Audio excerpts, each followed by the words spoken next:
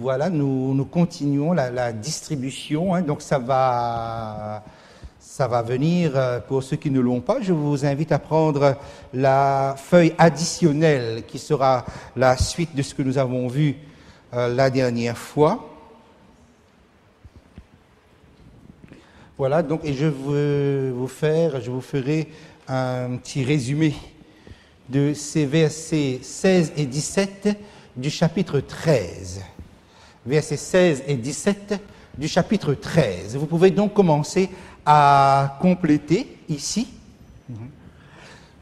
Elle fit que tous, il s'agit ici de cette bête, deuxième bête de Apocalypse chapitre 13, elle fit que tous, simplement c'est une indication pour nous montrer ici la dimension politique, c'est-à-dire cette capacité, cette possibilité, cette puissance de pouvoir faire que tous.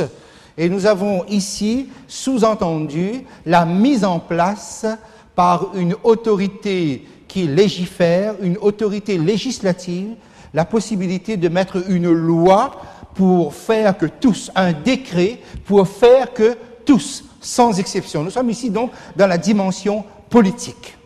Ensuite, que petits et grands, riches et pauvres, libres et esclaves. Nous avons ici des catégories sociales d'individus qui, grâce à un décret, qui, grâce à une loi, va pouvoir se retrouver sur un pied d'égalité. Nous sommes ici donc dans la dimension sociale de ce qui est devant nous. Ensuite, personne ne put acheter ni vendre. Nous sommes ici dans la dimension économique de ce monde. Il y aura une pression, il y aura donc une menace que ceux qui ne se rangent pas sous cette loi, ne peuvent pas entrer dans le circuit économique. C'est quoi le circuit économique? C'est quoi la chaîne économique? La chaîne économique part de la production, passe par la distribution jusqu'à la consommation. La consommation, c'est vous. C'est-à-dire, vous êtes les consommateurs. Vous êtes donc de ceux qui achètent pour pouvoir vivre normalement. Et voilà donc que vous êtes exclus de la finalité de cette chaîne. Donc, il y a une pression parce que sans acheter ni vendre, en fait, la dernière fois, je vous ai dit, il s'agit ici des mots qui ont des équivalences. Il s'agit ici de proposer vos services et de pouvoir aussi acquérir, et cela dans tous les sens du terme. Hein. Il s'agit donc de l'aspect basique, vital. C'est la vie la plus basique qui vous permet de pouvoir subvenir à vos besoins ici-bas, sur cette terre. Donc, il y aura un blocage de ce côté-là. Et enfin, la marque sur la main droite ou sur le front implique la dimension religieuse. C'est ce que nous avons pu voir lorsque nous avons détaillé cela. Okay? Il s'agit donc de se ranger. Et évidemment, si vous n'observez pas ce décret, si vous ne vous rangez pas dans le sens de cette loi, vous devenez forcément un fauteur de troubles sociaux, quelque part. Vous allez troubler l'ordre social parce que vous allez refuser cet égalitarisme, vous allez refuser de faire que tout le monde puisse se retrouver sur un point commun. Et lorsque vous regardez ce schéma qui se trouve être ici, vous avez quelque chose de très intéressant, comment finalement la politique, le social, l'économie et la religion vont être mêlés.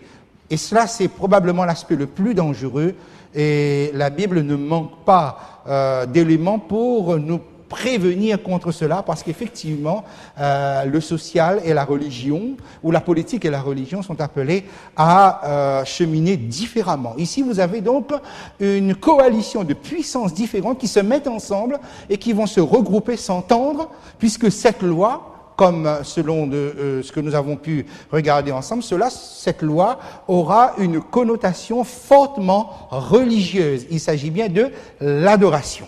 Voilà donc comment nous pouvons, à travers ces textes, suivre les indications et comprendre comment la religion va jouer un rôle fédérateur dans tous les aspects. Mais à la fin, tout à la fin, c'est-à-dire juste avant le retour de Jésus-Christ, la religion va encore davantage s'intensifier, intensifier sa puissance, intensifier son pouvoir. Et cela nous a mené donc, puisque nous étions dans un résumé des versets 16-17, nous a mené au verset 18.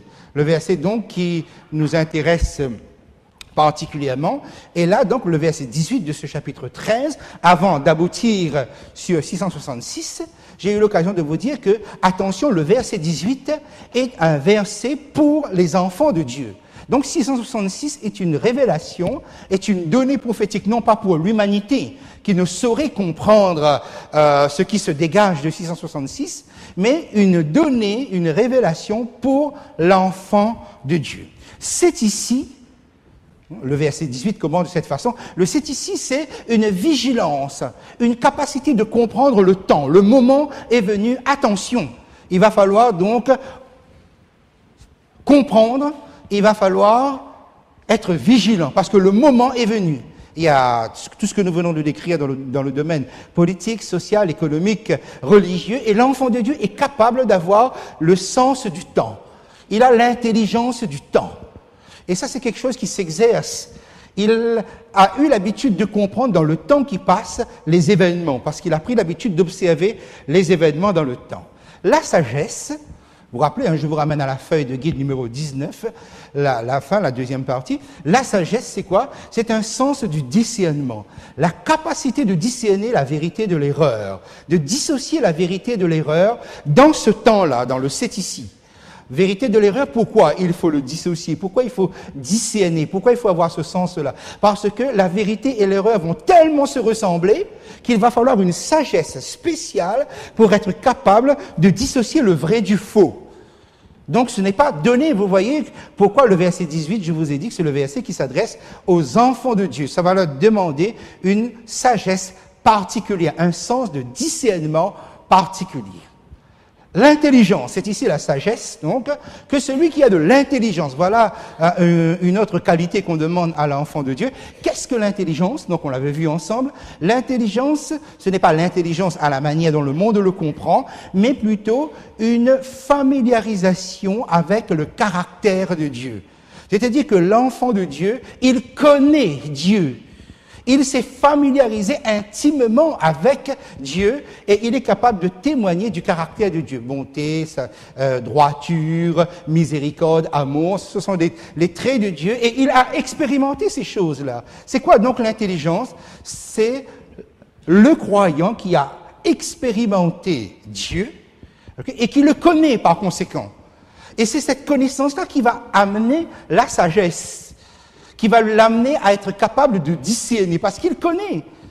Et du coup, donc, par là, il discerne si la chose vient de Dieu ou pas. Et c'est important pour discerner ce qui est vrai de ce qui est faux. Et il y a quelque chose qui est important, par exemple, lorsque Jésus va s'adresser aux pharisiens dans l'évangile l'évangile de Jean, chapitre 8, il y a quelque chose de très important que Jésus dit. Jésus dit à ses contemporains, si Dieu était votre Père, vous m'aimeriez, et vous sauriez que je suis sorti de Dieu, c'est de Dieu que je viens. Or, vous n'arrivez pas à m'identifier. Vous n'arrivez pas à savoir d'où je viens, que je viens de Dieu. Pourquoi? Eh bien parce que vous ne connaissez pas Dieu. Et le problème, il est là. Si vous n'avez pas une connaissance intelligente selon la Bible, c'est-à-dire donc familiarisée avec les traits de Dieu, vous n'allez pas identifier si la chose vient de Dieu. Et c'était cela que Jésus... Jean 8, 42, vous le notez quelque part, Jean 8, 42, c'est cela que Jésus dénonce. Si vous connaissiez Dieu, vous m'auriez immédiatement identifié, vous sauriez que j'ai été envoyé par Dieu. Connaître Dieu, c'est connaître aussi, identifier si quelque chose ou quelqu'un vient de Dieu ou pas.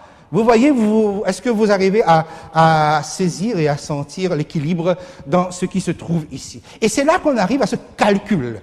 Que celui qui a de l'intelligence, donc qui connaît, qui est familiarisé, qui arrive à discerner, maintenant il calcule. Le calcul, c'est quoi? C'est une capacité, avec les éléments dont on dispose, à pouvoir voir le bout. Et à pouvoir aussi décider, à partir de là, que ça vaut la peine de se débarrasser, ça vaut la peine de renoncer, ça vaut la peine de sacrifier un certain nombre de choses pour atteindre l'objectif que je me suis fixé par rapport à l'éternité. Et là, il y a quelque chose de très intéressant, si vous faites bien attention au livre de l'Apocalypse et aux mots. Ce soir, c'est un petit peu dans ce sens que je veux aller avec vous. Regardez bien, calcul veut dire quoi? Et dans le texte parallèle, le mot pséphiso qui se retrouve dans l'évangile de Luc, au chapitre 14, c'est intéressant parce que le mot calcul se trouve dans un contexte où on s'assoit, où on réfléchit, où on pense, où on met les choses en place. Vous voyez, ça exclut quelque part une certaine vague émotionnelle. L'enfant de Dieu, à la fin des temps, ces décisions ne sont pas prises sur une force émotionnelle, mais sur plutôt quelqu'un qui est capable de s'asseoir, de réfléchir, de pouvoir calculer, mais calculer dans le bon sens du terme, évidemment. Il décide, mais il décide à partir d'éléments concrets, non pas avec froideur. La Bible ne nous demande pas d'être froid. La Bible ne nous demande pas d'être cérébral, mais la décision pour l'éternité se fait sur la base du pséphiso, calcul. On s'assoit, on regarde, on réfléchit, on se dit, ça vaut la peine. Je peux aller jusqu'au bout avec quoi? Regardez, la sagesse, l'intelligence. Est-ce que Dieu vous a fait défaut, ne serait-ce qu'une seule fois? Est-ce que Dieu a manqué à sa droiture dans votre vie? Est-ce qu'il a manqué d'amour pour vous une seule fois? Vous réfléchissez là-dessus, vous voyez, vous dites, non, Dieu m'a jamais abandonné, j'ai jamais manqué de quoi que ce soit. L'Éternel est mon berger, je ne manquerai de rien. Vous voyez, tout cela entre dans le processus de décision d'un enfant de Dieu. Et c'est là qu'il arrive maintenant sur ce 666. 666 ne peut être compris que par celui qui a la sagesse, selon Dieu, l'intelligence, selon Dieu, et qui est capable de calculer, selon Dieu. Donc, regardez bien ces trois attributs, plus un quatrième, si j'ajoute c'est ici, l'intelligence du temps. Là, vous pouvez comprendre 666. Et 666 n'est pas donné pour l'identification, c'est le nombre de la bête, mais on l'a dit, la bête n'a pas besoin d'être identifié puisqu'il est déjà identifié dans le chapitre 13. Donc, il s'agit ici d'autres indications qui sont données à vous, à chacun de vous, qui allez devoir affronter cette puissance. C'est quoi 666? 666, ce n'est pas une répulsion, n'inspire pas la répulsion, le dégoût ou l'effroi. C'est tout l'inverse. C'est là justement, et c'est pour ça qu'on a besoin de sagesse, intelligence et calcul. Parce que 666 n'inspire pas la répulsion, mais au contraire, l'attraction. C'est une force d'attraction. 666, c'est quelque chose qui peut vous inclure dans une atmosphère chaleureuse. Ne croyez pas que vous allez vous sentir mal. Au contraire, vous pouvez vous sentir bien dans ce contact-là. Il s'agit de quelque chose, d'une puissance qui séduit. Et c'est ça, c'est important. C'est une puissance qui séduit. Et si l'enfant de Dieu n'a pas ces caractéristiques-là, il ne pourra pas calculer. Et l'identification n'est pas l'identification d'un système, mais l'identification d'une attraction qui va venir et qui va coller à votre aspiration la plus naturelle. 666 va correspondre à votre besoin le plus naturel. C'est pour ça qu'il va falloir faire extrêmement attention. Eh bien, on va avancer justement un petit peu là-dessus. Le 666 sera véritablement comme une entreprise de détournement. Et dans le texte que nous avons regardé, le chapitre 13, effectivement, nous avons vu, donc là il faut noter attaqué et perverti, vous avez vu que 666 s'en prend, ou tout le système que 666 représente et coalitionne, si je peux même jusqu'à inventer un mot, regroupe, c'est que les commandements de Dieu sont attaqués et pervertis, particulièrement les 4 premiers commandements. N'oubliez pas, nous sommes ici face à une entreprise religieuse. Les 4 premiers commandements sont attaqués et sont pervertis. Vous vous rappelez les 4 premiers commandements? Le premier, tu n'auras pas d'autre Dieu devant ma face. Deuxième commandement, pas d'image taillée pour ne pas te prosterner. Troisième commandement, tu ne prendras pas le nom de l'Éternel, ton Dieu. Nous avons vu comment le nom ici est utilisé. Et quatrième commandement, souviens-toi du jour du repos pour le sanctifier. Vous remarquez que dans cette portion qui nous intéresse, ce sont les commandements en rapport avec Dieu qui sont attaqués spécialement. Les 6 autres, le monde athée est suffisant pour attaquer les 6 autres commandements, hein, croyez-le bien, de ce côté-là. Okay? Donc, entreprise de détournement des commandements de Dieu. Deuxième, nous sommes dans la péricope, où c'est le Saint-Esprit qui m'est maintenant détourné, c'est-à-dire on imite maintenant. C'est vrai que l'expression Saint-Esprit imiter n'est pas très juste, je l'ai mis comme cela parce que sinon la phrase serait trop longue. Il s'agit de l'imitation des manifestations du Saint-Esprit, c'est-à-dire on va contrefaire, on va imiter. Okay? Sur les bases même de la Bible, on va même jusqu'à reprendre des textes bibliques pour dire, regardez, c'est écrit là, nous faisons exactement comme ça. Donc c'est le Saint-Esprit. Vous voyez, nous sommes dans cette période-là. Ok? Et enfin, le troisième détournement, si je peux m'exprimer ainsi, c'est le retour de Jésus qui sera mystifié. Je vous laisserai lire ce texte de 2 Thessaloniciens, chapitre 2, versets 3 à 12. Quelqu'un une fois avait posé une question là-dessus, j'ai pu répondre par mail, et nous aurons, je pense, d'ici, j'espère en tout cas d'ici la fin de notre série, l'occasion de revenir sur ce texte effectivement où on parle d'une puissance d'égarement. La puissance d'égarement, c'est le contraire de la puissance de discernement. La puissance d'égarement va dominer le monde. Le monde ne va pas comprendre, ne va pas... Pourquoi? S'ils n'ont pas l'intelligence de Dieu, vous vous rappelez ce qu'on a dit tout à l'heure, c'est l'intelligence de Dieu, ok? S'ils n'ont pas, ils ne vont pas identifier si ce qui vient, ce qui apparaît ou l'événement devant eux vient de Dieu ou vient d'ailleurs, vous voyez? Mais il sera très difficile, mes amis, de tromper un enfant de Dieu. Si vous êtes enraciné dans la parole, ça va être très difficile de vous tromper. C'est là le sens et l'intérêt de ce que nous faisons ici. Okay? Donc voilà, dans ce texte, ce que nous voyons, les choses de Dieu, okay, les projets de Dieu, le plan de Dieu, la loi de Dieu être attaqués et détournés. Et pourtant, donc, c'est bien une puissance de séduction. C'est bien de cela. C'est pour ça, ce soir, je voudrais prendre un petit temps pour vous parler là-dessus. Un petit rappel, parce que sinon, on ne pourra pas bien se remettre en selle, en quelque sorte, par rapport à ce nombre. Et je vous avais dit, et je vous avais proposé, donc, les 3 applications, non pas des possibilités, non pas des alternatives possibles, mais les compréhensions complémentaires de 666. Okay? Il y en a certainement d'autres, et l'Esprit de Dieu va dans le temps vous aider, vous aussi, dans votre étude personnelle, à déchiffrer ces choses-là. Je vous en ai proposé 3. D'abord, c'est un chiffre d'homme.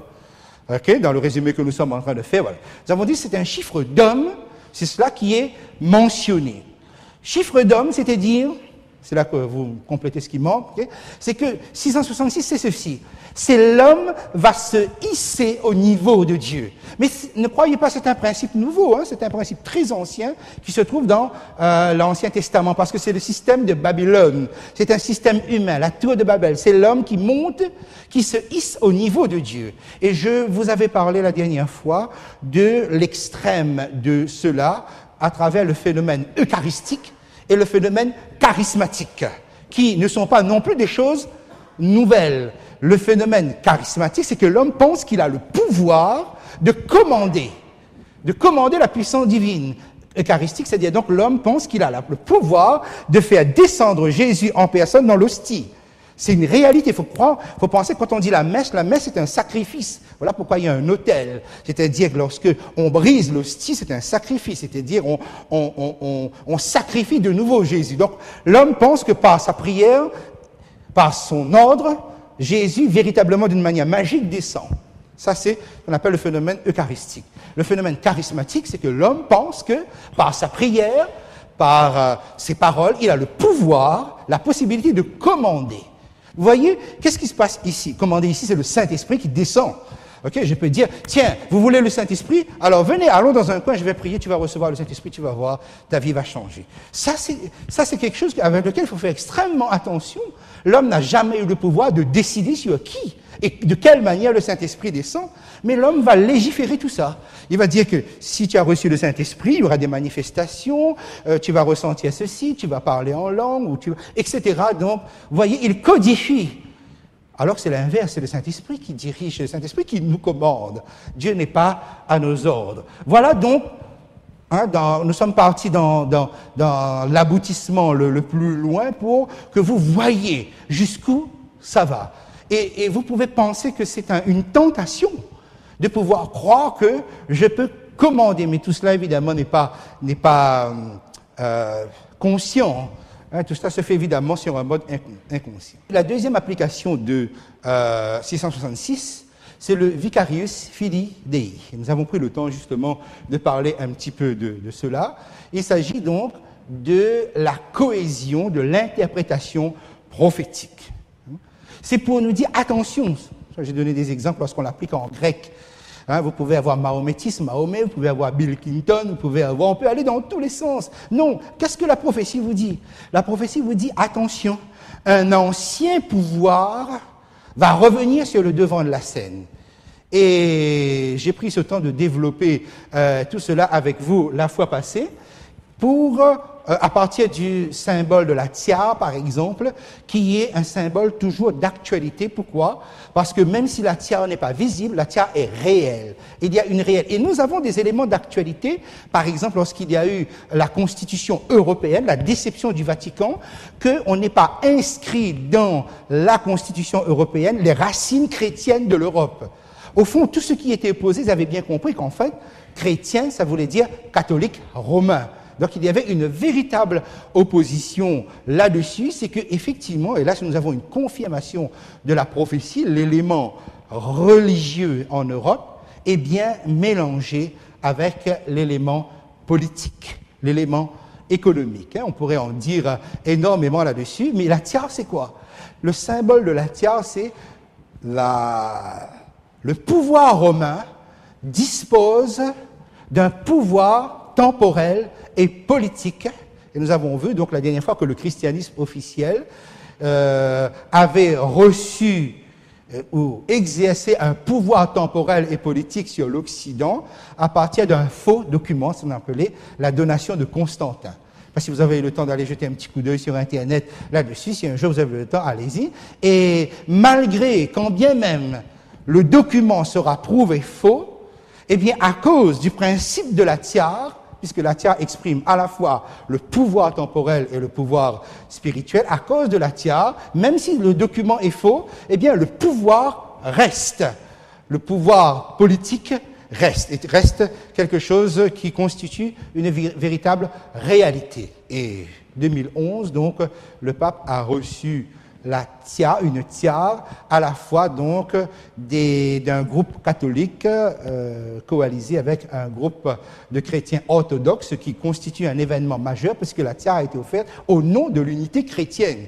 Et ça, c'est pas un geste ordinaire parce que, rappelez-vous bien, la primauté, ce que la tiare exprime et ce que la donation de Constantin disait, la primauté du pape est une primauté sur tout le christianisme. Qu'importe qui, le protestantisme, l'église orthodoxe, l'anglicanisme, tout ce que vous voulez, et le monde sera amené à reconnaître la primauté de la papauté sur tout le christianisme. C'est à ça qu'on arrive en finalité avec le 666. 666, et là j'avais pris le temps de vous parler de cela, c'est aussi l'enjeu.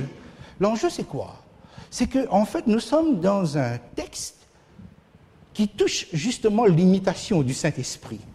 Et dans ce texte, nous avons un déploiement du pseudo-Saint-Esprit, une manifestation du Saint-Esprit, où la terre est dans une situation, en état de séduction, où la terre est détournée du véritable Dieu, mais où les élus sont aussi dans une grande perplexité spirituelle. Il y aurait de quoi être jetés dans la perplexité spirituelle, c'est-à-dire se douter, se demander, mais est-ce que vraiment Ça ne vaut pas la peine, et c'est là que vient le calcul.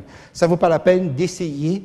Est-ce que cette attraction-là ne vaut pas quand même l'expérience, un coût d'expérience, si je peux m'exprimer comme tel? Il faut savoir donc que le premier représentant officiel du christianisme va coordonner toutes ces puissances. Et il n'y aura pas seulement ici les manifestations du Saint-Esprit à la manière biblique, parce que pratiquement toutes les religions de ce monde vont aussi entrer là-dedans.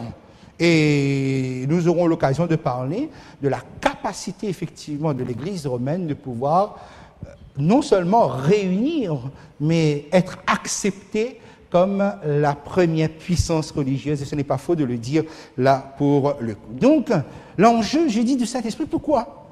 Parce que Jésus revient, et qu'avant le retour du Christ, il y aura une effusion extraordinaire du vrai Saint-Esprit sur les enfants de Dieu pour terminer l'œuvre. Et c'est là que les choses se brouillent, quand je vous disais tout à l'heure le vrai du faux à distinguer. Parce qu'il ne sera peut-être pas aisé de distinguer les manifestations du vrai Saint-Esprit des manifestations du faux Saint-Esprit.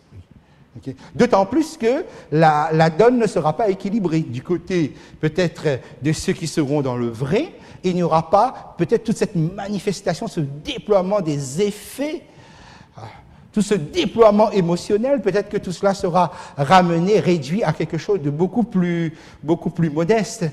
Et c'est là qu'il nous faut réfléchir. Commençons donc déjà à intégrer ces choses, puisque la dernière fois j'ai terminé dans cette différence entre la puissance d'Élie recherchée par ceux qui recherchent le Saint-Esprit, ceux qui prétendent au Saint-Esprit, et Jean-Baptiste, qui n'a pas fait aucun miracle et qui prétend aussi au Saint-Esprit. Mais il y avait une différence au niveau du résultat. Effectivement, Élie, malgré toute la puissance, vous ne voyez pas de résultat, lui-même il se décourage de l'absence du résultat malgré tous les miracles qu'il fait. Jean-Baptiste ne fait aucun miracle, il ramasse des foules, amène des foules dans l'eau du baptême, c'est extraordinaire. Et à la fin, peut-être cette disproportion-là sera devant nous, et nous devons croire que c'est par la parole de Dieu qu'il y aura de véritables conversions. Mais voilà, la puissance de séduction sera devant nous. Et alors, je vous amène un petit moment dans cette réflexion, cette étude sur la séduction. La séduction, puisque le monde sera confronté à cela, parce que nous serons confrontés à cela, la séduction est à différencier de la rébellion. Ce n'est pas la même chose. Nous allons essayer de comprendre cela un moment. Okay? Et pour cela, je vous amène à la première séduction qu'il y a eu, c'était la séduction dans le Jardin d'Éden. Qu'est-ce que la séduction exactement? La séduction, on va dans un premier temps l'appeler comme cela.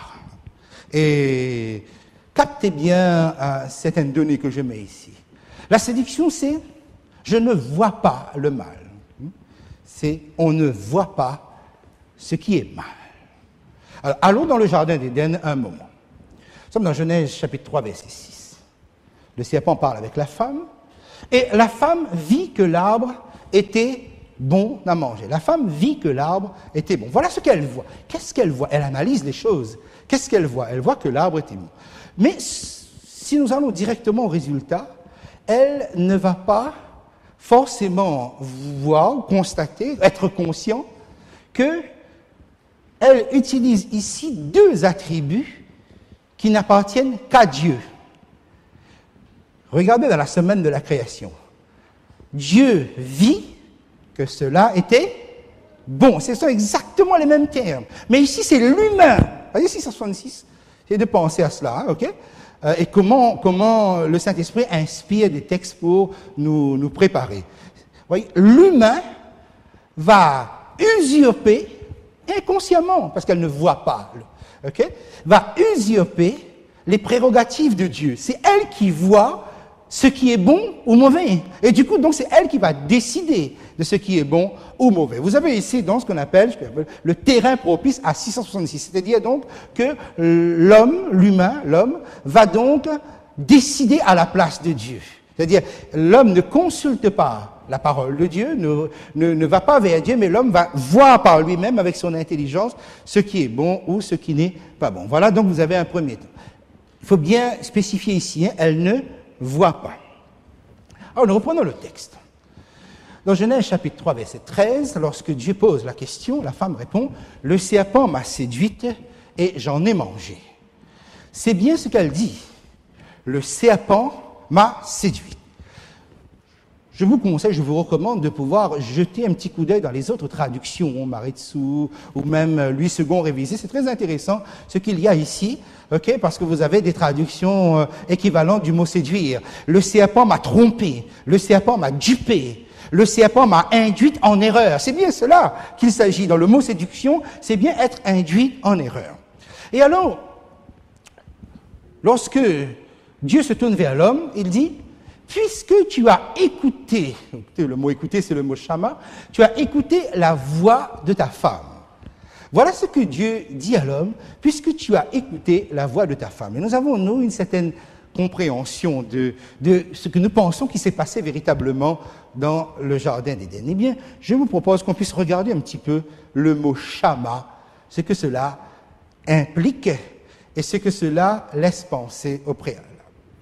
J'ai mis la phrase en hébreu ici, juste parce que je vous ai tellement dit que le livre de l'Apocalypse s'inspire de la pensée hébraïque. De temps en temps, c'est bon de savoir un petit peu, d'identifier un petit peu ces différentes lettres. Hein. Juste seulement corriger, c'est Deutéronome 6, verset 4, ce qu'on appelle le schéma d'Israël. Le schéma d'Israël, ok? Ou le shama d'Israël. Okay? Les premiers mots veulent dire « écoute ». Et juste pour que vous ayez une idée, il faut savoir que les Juifs actuellement, pour la plupart, ne comprennent plus l'hébreu. Hein. L'hébreu est une langue morte maintenant, ok. Mais ils sont amenés à réciter, à apprendre par cœur, sans comprendre véritablement. Hein. Ils peuvent lire, ils peuvent apprendre par cœur, ils peuvent le ressentir, mais ils ne comprennent pas. Okay? Et vous avez là, donc, Deutéronome chapitre 6, le verset 4, hein, vous avez un mot, c'est le mot shama qui est ici, c'est le mot shama. Shama Israël. Et là, vous avez le tétragramme sacré, là, YHWH. C'est ça, justement, que les Hébreux ne prononçaient pas. Et à la place, ils ne disaient pas Yahvé ou Jéhovah, ils disaient Adonai. Hein, si vous allez sur Internet, vous voulez écouter un petit peu le schéma d'Israël, vous allez entendre ça, hein, Shama Israël, Adonai, Eloheinu, ton Dieu. Okay. Et là, vous retrouvez le tétragramme sacré, okay, qu'il prononçait Adonai, l'Éternel, Ehad, et un. Okay. Je ne lis pas l'hébreu. Au séminaire, on nous apprenait à nous aussi à apprendre par cœur des phrases pour nous familiariser un peu de temps en temps, et surtout avec des données comme telles qui sont si familiers aux Juifs. Alors, le shama, ou schéma d'Israël, ça veut dire écoute Israël. Et là commence un long sermon, un long développement un sermon de Moïse. Moïse qui parle de la part de Dieu, et on dit, écoute, Shama. Ok, vous avez retenu ça? Shama, Shama Israël. Et quelque chose de très important, j'ai mis dans votre... que le Shama nécessite une prédisposition. C'est-à-dire, avant d'écouter, il faut avoir en soi une prédisposition, voire même une disposition mentale. Laquelle? L'écoute favorable, hein, et l'obéissance. Par exemple, lorsque Dieu demande le shama, écoute, il demande qu'avant que la voix ne se fasse entendre, que l'audition de la voix se fasse entendre, il y ait une disposition à obéir. Je suis prêt à obéir, c'est en moi. Le shama, donc, nécessite que, avant la voix, je suis disposé à obéir. D'accord? Vient le shama, que la voix prononce, et ensuite, j'obéis. Ça va? Ok, nous allons revenir un instant rapidement dans le jardin d'Éden. Jardin d'Éden, ils ont péché, et le soir, la voix de Dieu se fait entendre. Alors, ils entendirent le mot shama, et le mot shama, c'est aussi écouter comme entendre. Ils entendirent la voix de l'Éternel Dieu qui parcourait le jardin vers le soir, et l'homme et sa femme se cachaient loin de la face de l'Éternel Dieu. Et l'homme dit, quand Dieu dit, où es-tu? J'ai entendu, shama, ta voix. J'ai eu peur parce que je suis nu et je me suis caché. Vous voyez le mot dans ce verset, le mot Shama est là. Hein? C'est la voix, on entend la voix. Maintenant, attention. Qu'est-ce qui a amené l'homme à se cacher? Qu'est-ce qui a amené l'homme à fuir? Ce n'est pas la voix.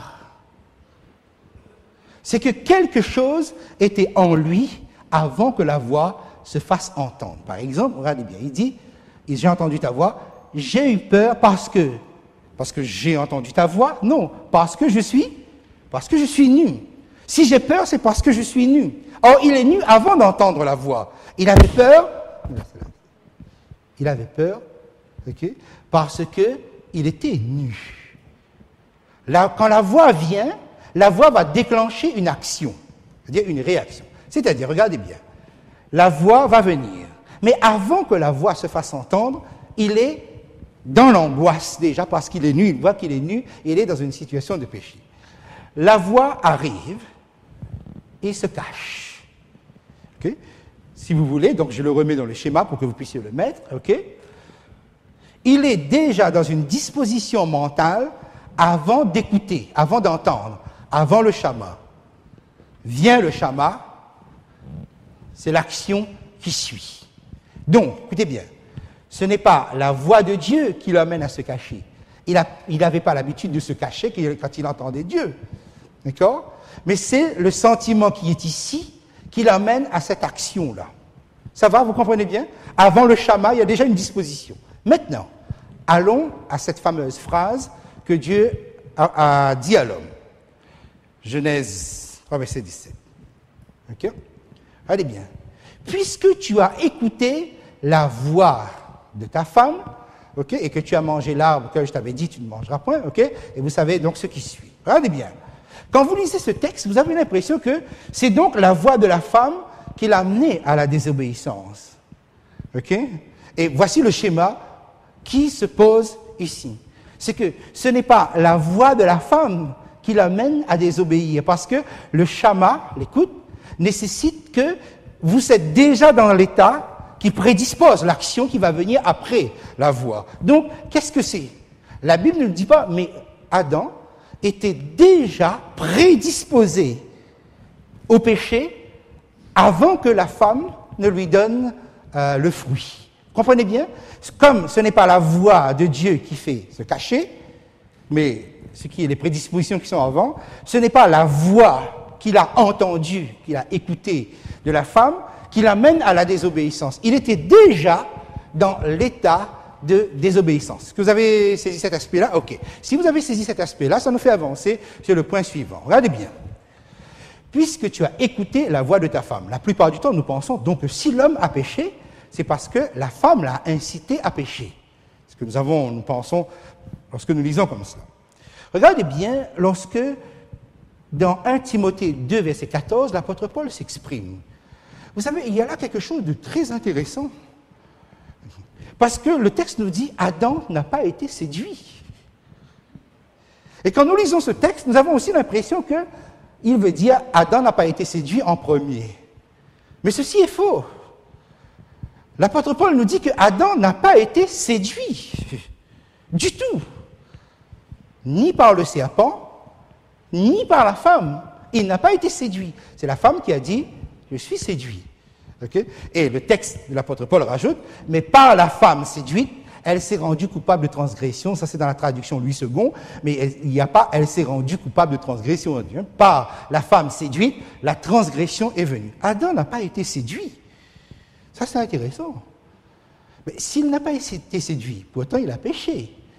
Mais s'il n'a pas péché par séduction, il a péché de quelle manière alors? Nous sommes dans quel cas de figure?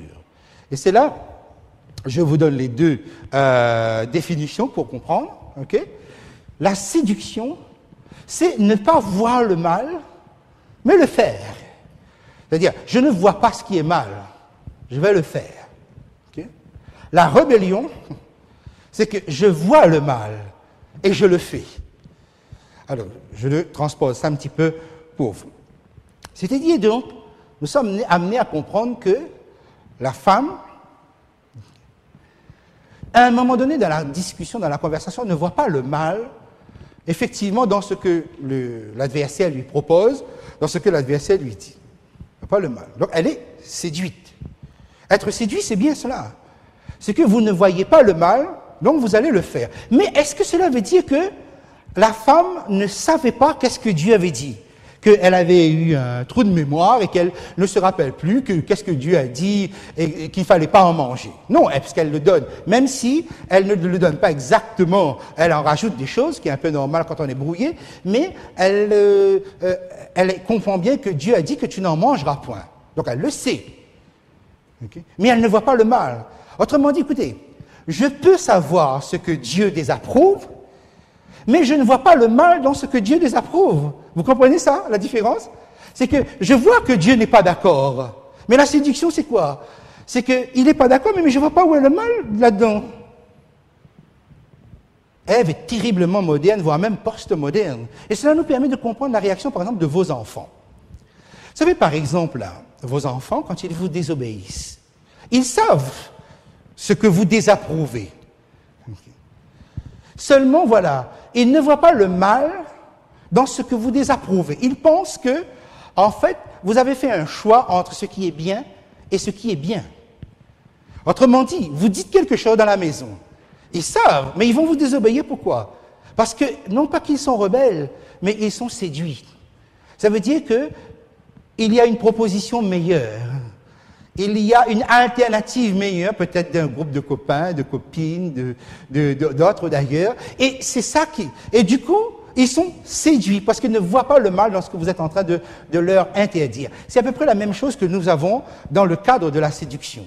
Dans le cadre de la séduction, c'est que donc, vous allez désobéir, c'est bien ça hein, le mot, hein, c'est bien la désobéissance, mais vous ne voyez pas où est le problème là-dedans. Autrement dit, Ève en arrive même à croire, et pensez bien, parce que vous êtes dans le cadre de la séduction, à croire que, oui, au fond, entre deux choses bien, Dieu a fait le choix sur une chose bien. Donc, l'autre est aussi bien, donc ce n'est pas un mal de le faire. Autrement dit, la désobéissance n'est pas un mal quand on ne voit pas le mal. Vous voyez un petit peu l'enjeu où ça se situe. Bien alors, du coup, ça forcément vous ramène à autre chose, puisque, regardez le schéma qui est ici. Si Adam n'est pas dans la séduction, puisque lui, il n'a pas été séduit, il se trouve forcément, lui, au niveau de la rébellion, et pas dans la séduction. Et cela, mes amis, va donner quelque chose d'assez extraordinaire. D'ailleurs, Adam lui-même confirme, quand Dieu lui pose la question, il va dire, la femme que tu as mise auprès de moi m'a donné de l'arbre et j'en ai mangé. La femme ne l'a pas séduite sur ce coup-là. Et même, lorsque nous regardons l'histoire même, elle mangea et elle en donna à son mari qui était auprès d'elle. Le mot auprès, c'est le mot ima qui traduit une présence géographique. Autrement dit, Adam n'était pas loin. Et c'est là que commence l'affaire maintenant. L'affaire se course. C'est que la plupart du temps, quand nous lisons ce texte, nous voyons les choses de la manière suivante. Le serpent regarde le couple et il voit la femme. Et se dit, ah, c'est elle qui est vulnérable, je vais donc passer par elle. Mes amis, c'est une erreur. Satan regarde le couple. C'est l'homme qui est vulnérable, pas la femme. Parce que l'homme est déjà gagné. Il a déjà les prédispositions. Mais il ne franchira jamais de lui-même l'étape. Alors il va falloir convaincre la femme. Parce que la femme n'est pas convaincue. C'est pourquoi quand vous regardez le texte, vous constatez que le serpent va discuter longtemps avec la femme. Pour l'amener à être brouillé, pour l'amener à être séduit, pour l'amener à ne pas voir le mal. Et c'est ça ce qui se passe. C'est qu'elle, elle va faire le mal sans voir le mal. Mais Adam va faire le mal en sachant que c'est mal. C'est ça la rébellion. C'est-à-dire, on ne sait pas pourquoi exactement. Peut-être un jour on le comprendra, ok? Mais c'est quelqu'un qui va affronter Dieu directement. Donc Adam est dans la rébellion, Ève est dans la séduction. Maintenant, c'est intéressant lorsque nous regardons cela. Hein, pourquoi? Parce qu'on vous dit que le monde est dans la séduction. Vous comprenez maintenant? Hein? Vous aurez deux catégories de perdus à la fin. Ceux qui seront séduits et ceux qui seront rebelles. Nous avons encore une chance parce que bien des gens sont séduits par quelque chose. Et nous sommes avertis de faire extrêmement attention, de ne pas tomber là-dedans. Mais pourquoi je vous parle de ça en fait? En fait, je vous ai parlé de la séduction parce que c'est important. Mais après, je vous ai fait comme une sorte d'apologie là. C'est important, vous savez. C'est la lecture que nous avons de la Bible. Regardez. Relisez le texte de 1 Timothée chapitre 2. J'ai pris le verset 14. Mais prenez le temps à un moment donné. Vous avez remarqué, quand vous lisez le texte, vous avez l'impression que l'apôtre Paul esquinte la femme. Dévalorise la femme. Comme a d'ailleurs le texte de Genèse. Nous avons une grille de lecture que nous imposons dans la Bible. Et ça donne quelque chose de terrible. Pourquoi? Regardez bien. Pendant longtemps, jusqu'à maintenant encore, les religions judéo-chrétiennes ont imposé sur la femme l'image d'une séductrice. Mais regardez bien, lisez bien la Bible, vous allez voir que dans la Bible, la femme n'est pas séductrice. C'est-à-dire qu'elle n'est pas sujet à la séduction. Elle est l'objet de la séduction, c'est-à-dire elle est la cible d'une séduction. Elle est plus la cible d'une séduction. La séduction, c'est l'affaire masculine, plus une affaire masculine. Ce sont les esprits qui sont séducteurs. Ce sont des hommes que vous voyez séducteurs. Mais la femme n'est pas une séductrice. C'est pas elle qui a amené l'homme à pécher. L'homme était déjà dans les dispositions. Elle donne. Il n'y a pas de discussion. Les choses se font pratiquement avec une facilité extrêmement déconcertante. Et dites-vous bien, des trois, le serpent, la femme et l'homme, la moins coupable, c'est la femme.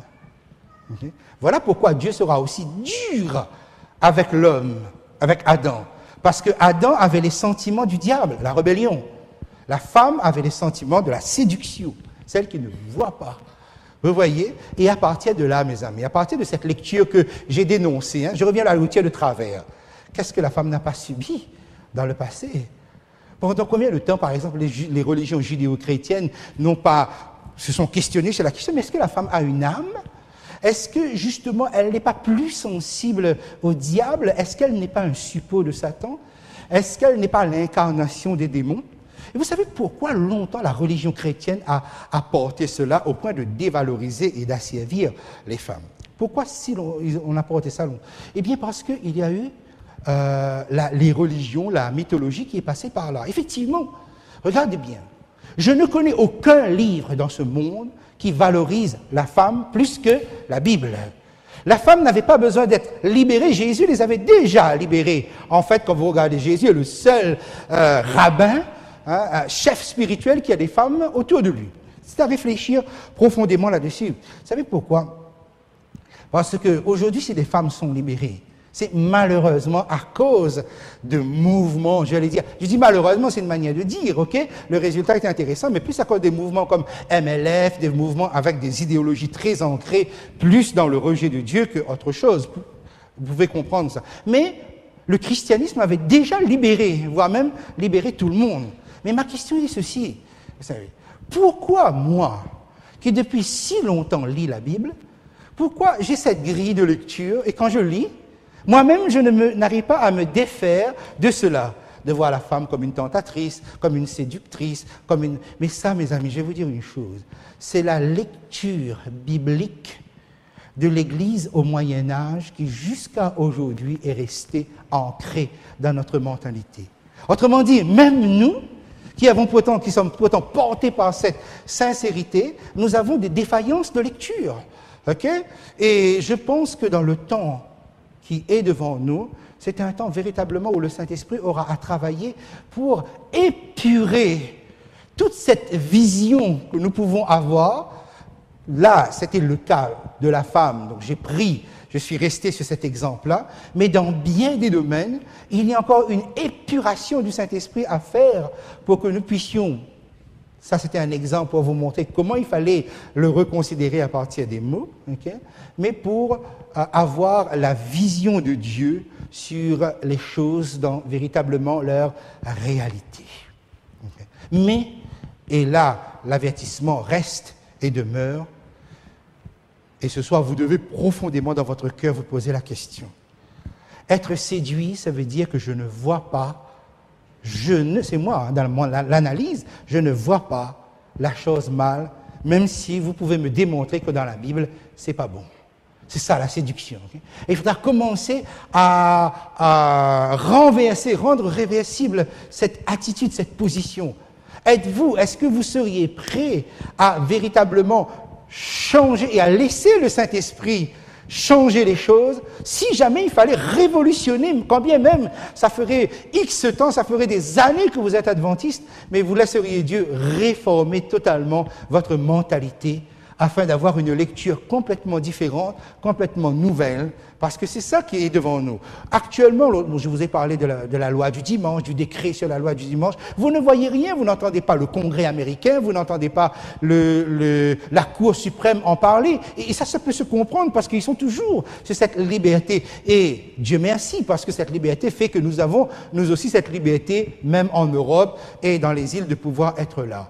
Mais c'est quelque chose, si nous nous en tenons à la parole prophétique, c'est quelque chose qui va être changé très rapidement. Mais dans le changement rapide, il n'est pas dit que mon cœur va changer tout aussi rapidement ou que ma mentalité va aussi changer rapidement. Et on comprend alors ce texte que Jésus nous donne en avertissement, car il s'élèvera de faux Christ et de faux prophètes. Ils feront de grands prodiges et des miracles au point de séduire qui? S'il était possible, même les élus. C'est-à-dire à quel point on n'est pas épargné. Voici, je vous l'ai annoncé d'avance. Voici, je vous l'ai annoncé d'avance. Ok, donc il y a un travail, je voudrais le souligner ici, le livre de l'Apocalypse ne nous laissera pas neutres et sur une ligne comme telle. C'est un livre qui doit nous pousser à dépasser nos propres frontières pour comprendre les choses divines à la manière de Dieu. Pendant les quelques minutes qui me restent, permettez-moi maintenant de prendre avec vous l'Apocalypse chapitre 14. Chapitre 14, verset 1er jusqu'à 15, verset 4, vous avez là ici un bloc cohérent, textuel, qui clôture la partie centrale du livre de l'Apocalypse. Parce que nous sommes toujours dans l'œil, c'est-à-dire l'œil du cyclone, nous sommes toujours dans le centre du livre de l'Apocalypse. Et voyez comment, lorsque nous arrivons à notre temps, Apocalypse 13, verset 11-18, c'est notre époque, voyez comment finalement nous pouvons être amenés à révolutionner pas mal de choses. Okay? Nous sommes dans la dernière partie du bloc central du livre. Et c'est un bloc qui est cohérent. Alors, je vous ai donné sur la feuille, vous avez donc la feuille de guide numéro 21. Nous continuerons la semaine prochaine la suite, mais permettez-moi ce soir de vous montrer le plan de cette fin de la partie centrale. Chapitre 14, versets 1 à 5, on vous présente les hommes qui sont vainqueurs, les 144 000, les hommes qui sont vainqueurs. Okay. Suite à cela, vous avez au verset 6, du verset 6 à 13, le message de Dieu, le message des 3 anges. Okay. Et ensuite, chapitre 14, toujours la 3e section, verset 14 au verset 20, vous avez l'irruption de Dieu, le retour de Jésus, à la fois moisson pour les enfants de Dieu et vendange pour les réprouvés. Okay. Moisson pour les élus et vendange pour ceux qui sont perdus. Et enfin, chapitre 15, le verset 1 à 4, vous avez ce qu'on appelle l'apothéose de Dieu. Ça constitue, je vous viens de vous dire, un bloc uni, un bloc serré, un bloc cohérent. Et d'autant plus que dans ce bloc-là, la première partie rejoint la dernière. En fait, si vous remarquez bien, vous avez les hommes vainqueurs, et ce sont ces hommes vainqueurs, chapitre 15, versets 1 à 5, continuent justement sur les actions de ce groupe 144 000 qui sont là debout lorsque Christ reviendra. Et tout va se jouer là-dessus sur le message qui est du verset 6 jusqu'au verset 13. Les hommes qui sont vainqueurs, ils sont vainqueurs par rapport à ce message. C'est ce message qui les a rendus vainqueurs. Il y a dans ce message des 3 anges toutes les armes d'un véritable message de l'évangile éternel pour pouvoir tenir contre la séduction, pour pouvoir résister contre la séduction, non seulement de l'identification de ce qu'on va vous proposer, mais aussi Dieu va vous proposer mieux. que ce qu'on vous propose, puisque jusqu'à présent, comme on l'avait dit, c'est un nombre d'hommes avec toute son attraction, avec tous ses attraits. Il va falloir que Dieu vous propose quelque chose de beaucoup plus intéressant. Et c'est ce qui amène cela, ok? Et le message prêché, puisque ces hommes vainqueurs, c'est eux qui prêchent le message de Dieu, c'est eux qui introduisent la seconde venue de Jésus. Rappelez-vous Jean-Baptiste. Jean-Baptiste est le précurseur de la première venue de Jésus, un homme qui prépare une nation à la première venue de Jésus, et c'est une église qui, à la fin, une église mondiale, qui prépare la terre entière à la deuxième venue de Jésus. Pour la première venue de Jésus, c'était un homme, prophète. Pour la deuxième venue de Jésus, c'est une église, prophète. C'est toujours un mouvement prophétique qui précède la venue de Jésus, que ce soit la première venue ou que ce soit la deuxième. Regardez bien, ces hommes vainqueurs, ce sont ceux qui ont prêché ce message, ce sont ceux qui ont, les 144 000, préparé la venue en gloire de Jésus, et ce sont ceux qui vont mettre Dieu justement dans cette situation d'apothéose. Et ça va être très important, pourquoi? Parce que chapitre 15, verset 1 à 4 précède le chapitre 16. Le chapitre 16, c'est le chapitre où les 7 fléaux sont déversés et les hommes vont augmenter en intensité de blasphème parce que le temps de grâce est terminé et il n'y a plus de possibilité de se repentir. Ils ne se repentent pas, ok? Mais ils vont intensifier, ils vont accuser Dieu, ils vont porter l'accusation vers Dieu à sa maturité. Mais en même temps, en face, qu'est-ce que vous avez? Vous avez les élus qui vont justifier Dieu et qui vont mettre Dieu en situation, vont mettre Dieu en l'air, comme on dit, qui vont mettre Dieu en situation d'apothéose. Et c'est ça que je vous propose, qui serait intéressant qu'on regarde ensemble, mais on va, avant de se séparer, lire le chapitre 15, le verset 1 à 4, c'est-à-dire Dieu en apothéose par des hommes vainqueurs. On va le lire ensemble, vous l'avez? Chapitre 15, le verset 1 à 4. Nous sommes ici, à la clôture de la période de la grâce. C'est-à-dire, donc, la grâce est terminée. Si vous ramenez les choses au niveau du sanctuaire, vous savez donc que Jésus s'apprête à quitter le sanctuaire céleste. Puis, je vis dans le ciel un autre signe, c'est le troisième, grand et admirable. Premier signe, c'était la femme. Deuxième signe, c'était le dragon, chapitre 12. Le troisième signe, c'est ici. 7 anges qui tenaient 7 fléaux, les derniers, car par eux s'accomplit la colère de Dieu. Verset 2. Et je vis comme une mer de verre mêlée de feu. Et ceux qui avaient vaincu la bête et son image et le nombre de son nom, debout sur la mer de verre, ayant des harpes de Dieu. Ce sont les 144 000, c'est la suite du chapitre 14, versets 1 à 5. On les voit ici, debout sur la mer de verre. On a eu l'occasion de voir que c'est la cuve d'airain, appelée encore la mer de fonte, lorsque donc on est au niveau du temple, et que ce lieu servait à la purification avant de se présenter devant Dieu. Or, les 144 000 se préparent à se présenter devant Dieu. Et ils sont où? Ils sont sur la mer de verre, qui était symbolisée par la cuve d'airain. C'est-à-dire donc, ils sont dans cet état de purification totale, complète. Plus rien ne peut les toucher. Verset 3. Ils chantent le cantique de Moïse, le serviteur de Dieu, et le cantique de l'agneau, en disant, « Tes œuvres sont grandes et admirables, Seigneur Dieu Tout-Puissant. Tes voies sont justes et véritables, Roi des nations. Qui ne craindrait, Seigneur, et ne glorifierait ton nom? Car seul tu es saint, et toutes les nations viendront et se prosterneront devant toi, parce que tes jugements ont été manifestés. » Toutes les nations ne sont pas toutes les nations païennes, mais de toutes les nations, tous ceux qui sont rachetés, mais qui ne sont pas encore ressuscités. Parce que les 144 000 sont debout, ils sont vivants, et regardez comment ils sont en train d'accueillir l'avènement de Jésus-Christ, pendant que les fléaux vont tomber, et que les hommes vont blasphémer Dieu, vont se tordre de douleur, mais ils vont blasphémer Dieu. Regardez ce que les 144 000, regardez ce que les enfants, comment ils portent Dieu en apothéose. Et Jésus revient à ce moment-là. Eh bien, je vous souhaite beaucoup de bonnes choses avec un Dieu qui nous a fait des promesses aussi extraordinaires. Et je vous donne rendez-vous pour attaquer ces chapitres qui nous restent lundi prochain, pour poursuivre notre étude ensemble. D'ici là, que cette parole soit dans votre cœur et que le Seigneur vous prépare à affronter toutes les séductions, car il est impossible que vous soyez rebelles, mais vous pouvez vous retrouver dans la perspective de la séduction.